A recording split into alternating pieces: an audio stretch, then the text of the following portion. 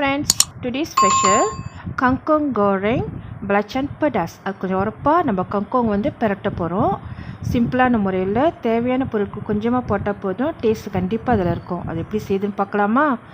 வாங்க வீடியோக்குள்ளே போகலாம்.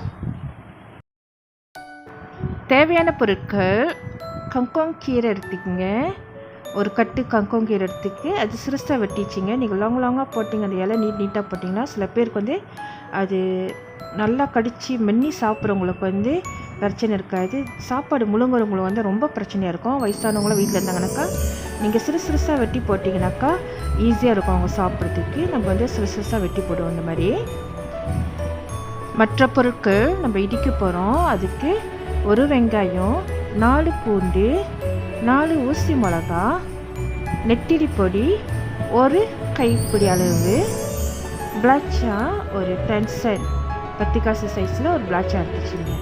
சில பேர் பிளாச்சனை வந்து நெருப்பில் காட்டிட்டு சூடாக்கிட்டு இழுப்பாங்க. ஸோ அப்படி நீங்கள் எப்படி எடுத்து சூடு காட்டாமல் கூட நீங்கள் வைக்கலாம். இப்போ என்ன செய்ய போகிறோம், இந்த பொருட்களை வச்சு நம்ம ட்ரை பிளேண்டில் போட்டு நல்லா அரைச்சி எடுக்க போகிறோம் ஒரு பேஸ்ட்டாக. சரிங்களா? இப்போ நம்ம சமைக்க ஆரம்பிக்கலாம். அதுக்கு ஒரு பாத்திரத்தை எடுத்துச்சிங்க. கீரை பிரட்டுறதுக்கு சூடான பிற்பாடு நம்ம லேசாக எண்ணெய் ஊற்றிக்குவோம். தேவையான அளவு எண்ணெய் ஊற்றுற பிற்பாடு நம்ம அரைச்சி வச்சுருந்த அந்த பேஸ்ட்டை வந்து இதில் போடுவோம். போட்டு லேசாக நான் தண்ணி ஆட் பண்ணுறேன். அந்த பேஸ்ட்டு அந்த பிளெண்டரில் உள்ள தண்ணி வந்து லேசாக ஆட் பண்ணுறேன்ல, போட்டு நல்லா தாளிப்போம். எண்ணெயிலே கொஞ்ச நேரம் நல்லா வேகணும், நல்லா கொதிக்கணும். தண்ணி வந்து கொஞ்சமாக ஒரு 1/2 கப் சைஸ்க்கு நீங்கள் ஆட் பண்ணுங்க, ரொம்ப ஆட் பண்ண வேணாம். இப்போ நம்ம கொஞ்ச நேரம் கொதிக்க விடுவோம். அது கொஞ்சம் அது வந்து நல்லா கொஞ்சம் ட்ரை ஆகணும். ஸோ அடி பிடிக்காத அளவுக்கு நம்ம அப்பப்போ கிண்டி விடணும்.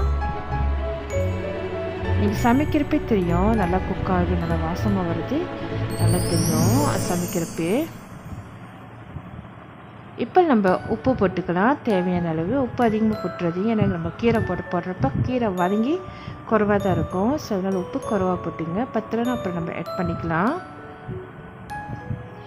ஓகே, நல்லா தாளிச்சிருச்சு. ஸோ இந்த நேரத்தில் வந்து நம்ம கங்கோங் கீரையை வந்து இதில் போட்டுருவோம். எனக்கு கங்கோங் கீரை வந்து அதிகமாக இருக்கணும், ஒரே டைமில் வந்து நிறையா போட முடியல. அதனால் நான் கொஞ்சம் போட்டுட்டு லேசாக வதங்கின பிற்பாடு மித்த கீரையை நான் ஆட் பண்ணுறேன். ஸோ கிளறி விடுவோம். தண்ணியெலாம் ஊற்ற வேணாம், ஏன்னா கீரையிலே தண்ணி இருக்குது. தண்ணி வந்து கீரையிலேருந்து எப்படி வரும். ஸோ அதனால் வந்து கீரையை வந்து நல்லா பரட்டி விடுவோம். ஸோ தண்ணி அது கீரையில் உள்ள தண்ணி அது கரெக்டாக இருக்கும். இப்போ நான் கங்கோங் கீரை எல்லாத்தையும் நான் போட்டுட்டேன். இந்த டைமில் நம்ம கிண்டி விடணும். நீங்கள் கிண்டி விடுறப்ப உங்களுக்கு தெரியும் கீரை வந்துருச்சா, எந்த பக்கம் வந்துருச்சுன்னு நல்லா அழகாக தெரியும். ரொம்ப ஈஸி தான். வெள்ளை சோறில் வச்சு சாப்பிட்டீங்கன்னா கங்கோங் கீரை ரொம்ப ருசியாக இருக்கும். ஸோ மற்ற டிஷ் இல்லாமல் நான் வெள்ளை சோறிலே வச்சு சாப்பிட்டேன், ரொம்ப சூப்பராக இருந்துச்சு. மலேசியன் ஃபுட் இது. ஸோ பாருங்களேன், கீரை வந்து வதங்க ஆரம்பிச்சிருச்சு. நம்ம ஒன்று கொஞ்சம் நேரம் கிளறி விடுவோம். தண்ணியும் பாருங்களேன், நான் தண்ணி ஊற்றவே இல்லை. கீரை கழுவிட்டு வடிகட்டி தான் வச்சுருந்தேன். ஸோ அதனால் தண்ணி இல்லாமல் தான் கீரையை போட்டேன். இப்போ தண்ணி பாருங்களேன் சுரங்க ஆரம்பிச்சிச்சு. கீரையிலேருந்து கங்கோங் கீரை ஒரு அளவுக்கு நல்லா வெந்துருச்சு.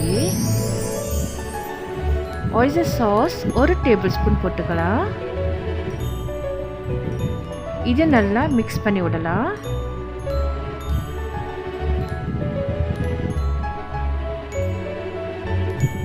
அவ்வளோதான். மற்ற பொருட்கள் எதுவும் நம்ம ஆட் பண்ணுவோன்னா ஒரு 2 செகண்ட் வேக வச்சுட்டு நம்ம அடுப்பு ஆஃப் பண்ணிடுவோம்.